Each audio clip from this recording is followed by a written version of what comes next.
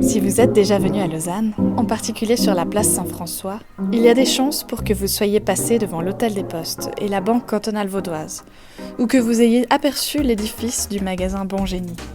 Ces bâtiments commerciaux, témoins architecturaux de l'essor économique de ces 2 derniers siècles, forment aujourd'hui à Lausanne un paysage familier. Pourtant, leur histoire et leur qualité esthétique sont souvent méconnues. C'est pourquoi des étudiants de l'UNIL, épaulés par des spécialistes, ont réalisé cette année un guide sur l'architecture commerciale à Lausanne. Publié par la Société d'histoire de l'art en Suisse, sous la direction de David Ripoll et Gilles Prodon, ce livre propose 4 itinéraires thématiques pour découvrir pas moins de 35 bâtiments historiques. L'occasion pour l'Uniscope de vous emmener au cœur de la capitale vaudoise pour une balade architecturale et auditive en compagnie de Vanessa Diner, historienne de l'art et coordinatrice de l'édition de ce livre, notre guide du jour.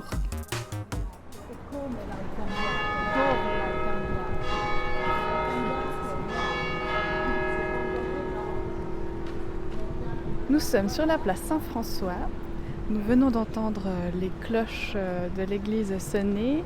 La place Saint-François, donc une place du centre-ville de Lausanne qui est bien connue de tous les Lausannois. Je suis avec Vanessa Diner qui a participé à l'édition du livre Lausanne Banque, Bureau et Commerce.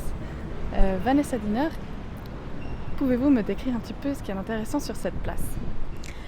Alors, effectivement, la place Saint-François est bien connue de tous et toutes. Quiconque connaît Lausanne est passé par Lausanne et probablement passé par la place Saint-François. Elle est particulièrement importante parce qu'elle concentre un nombre important de banques et de commerces. Et puis, on peut vraiment...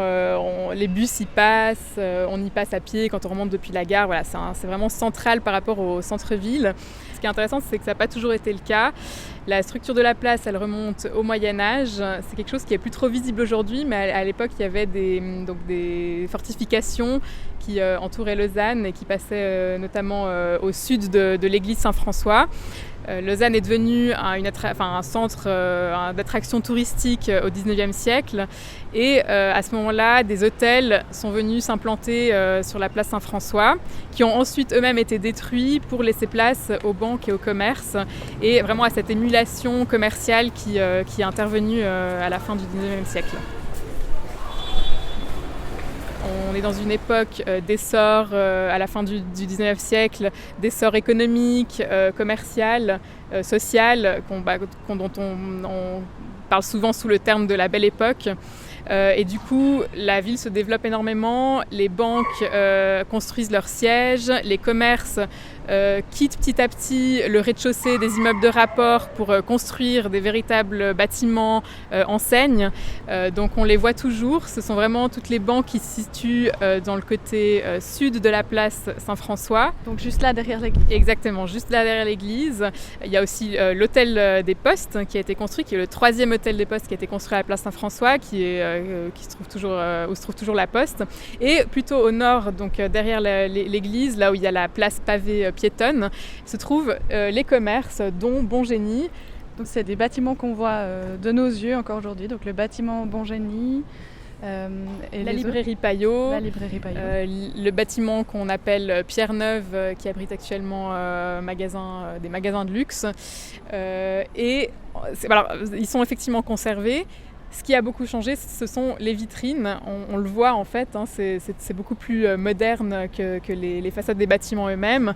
Et en fait, ça a beaucoup évolué avec le commerce et avec les modes. Et c'est vraiment, on a reconstruit des plus grandes vitrines, on a modifié les abris, les portes d'entrée, etc. Donc ça, c'est un élément qui a beaucoup changé, mais le reste est vraiment tel qu'il était il y a un siècle.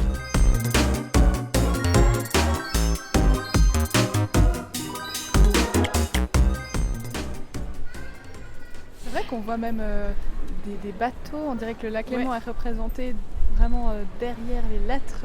Exactement. Ce sera intéressant de savoir quelle région on a voulu le magasin, le grand magasin Bon Génie, qui était à l'époque les magasins Bonnard, du nom de la famille qui avait créé le magasin.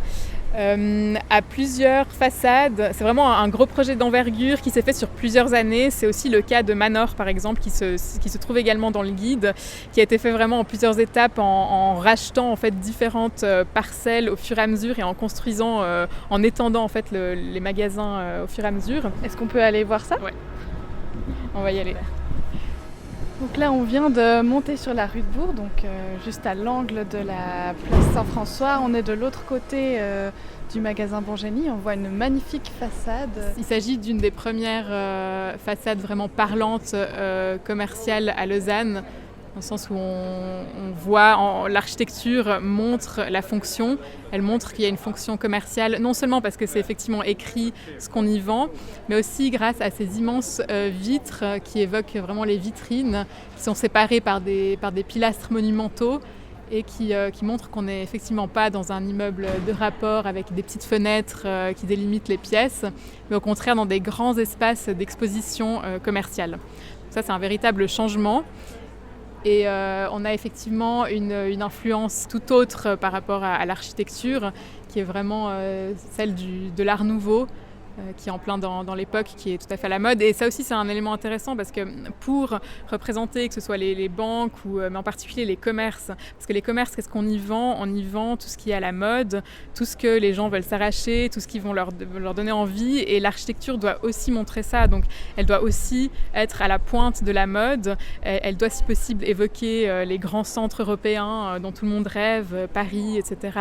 Donner envie, en fait, aux passants d'entrer voir les marchandises.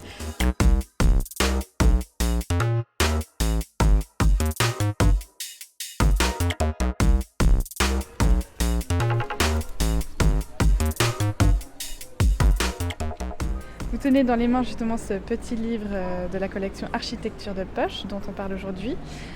Pouvez-vous nous expliquer un petit peu le concept de la collection et l'idée de ce livre ? Alors, c'est une collection qui a été créée par Dave Luty, qui est professeur d'histoire de l'art à l'Université de Lausanne. L'idée, c'est de faire des guides sur l'architecture lausannoise au travers de différents thèmes et de produire le contenu principalement dans des séminaires universitaires par des étudiants en master en histoire de l'art à l'Université de Lausanne et d'y ajouter des contributions de spécialistes dans le domaine. Et en fait, ça a été directement conçu comme une collection. Il y a directement 4 volumes qui ont été planifiés. Donc, le premier étant dédié aux écoles lausannoises, le deuxième aux parcs et jardins, le troisième aux édifices religieux et donc le 4e aux bureaux, banques et commerces. Le but, c'était donc de proposer d'une part des articles un peu scientifiques, mais quand même dans un langage vulgarisé et accessible aux intéressés, qui en fait développent un peu des thèmes autour de l'architecture choisie. Et ensuite, dans une deuxième partie, de proposer vraiment des itinéraires physiques. Donc on a ces plans, des itinéraires qui se situent sur la couverture du livre.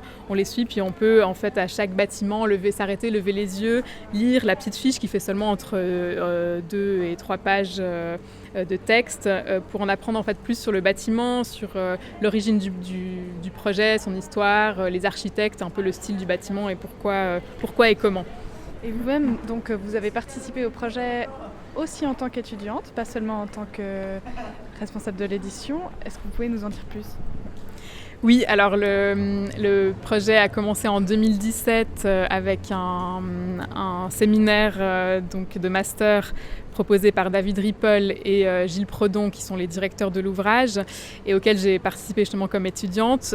C'était pour moi un super projet parce que c'était très concret. C'était un séminaire où on nous demandait d'aller aux archives, où on nous demandait de faire nos propres recherches, d'apprendre en fait beaucoup de choses sur le terrain. Et c'était vraiment quelque chose moi qui me tenait à cœur. Et c'était l'occasion de participer à un projet de publication en tant étudiante. C'est pas quelque chose qu'on a l'occasion de faire tout le temps. Et du coup, c'était vraiment très très stimulant en fait de savoir qu'on participait dès le début qu'on participait à un livre. Et puis qu'on avait en fait cette marge de manœuvre aussi pour faire nos propres recherches et puis en même temps se conformer à un canevas très précis. On devait faire des fiches, on devait voilà, se conformer vraiment à un projet d'édition existant.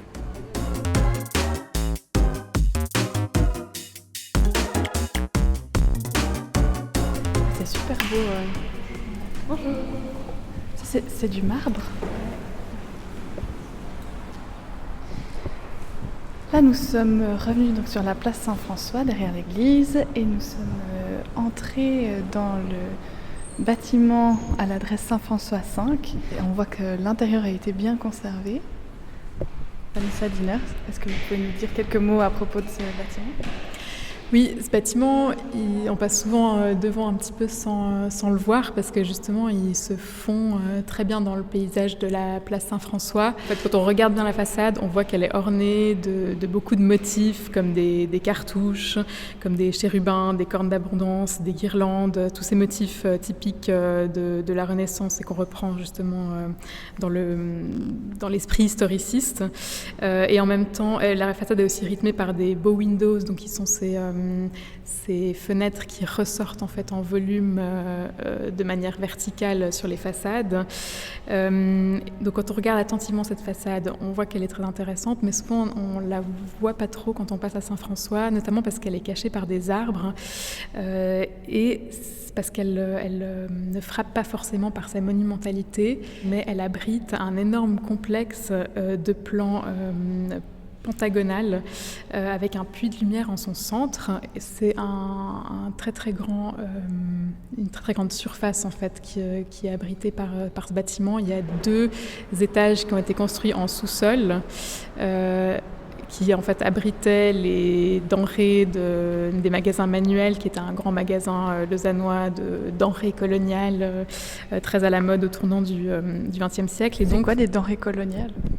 Alors les denrées coloniales, c'était des produits exotiques qui venaient justement des colonies, qui pouvaient être autant alimentaires comme le chocolat, le café, le thé, que textiles notamment, qui étaient vraiment destinés aux gens d'une certaine classe sociale, qui n'étaient pas accessibles à monsieur et madame tout le monde. En fait, je vous ai amené là aussi parce que c'est un des rares bâtiments commerciaux et un des rares bâtiments dans ce guide dont l'intérieur est très très bien conservé.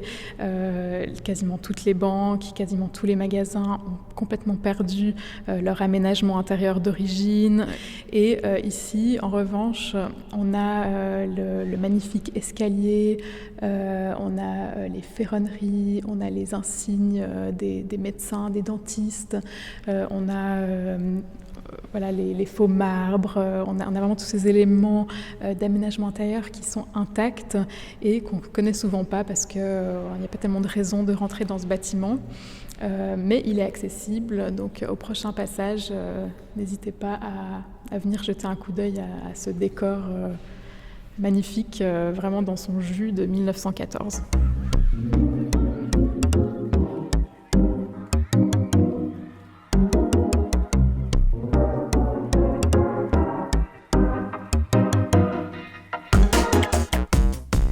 Venez y jeter un coup d'œil lors de votre prochain passage, c'est l'invitation lancée dans ce reportage par Vanessa Diner, responsable de l'édition du guide intitulé Lausanne, Banque, Bureau et Commerce.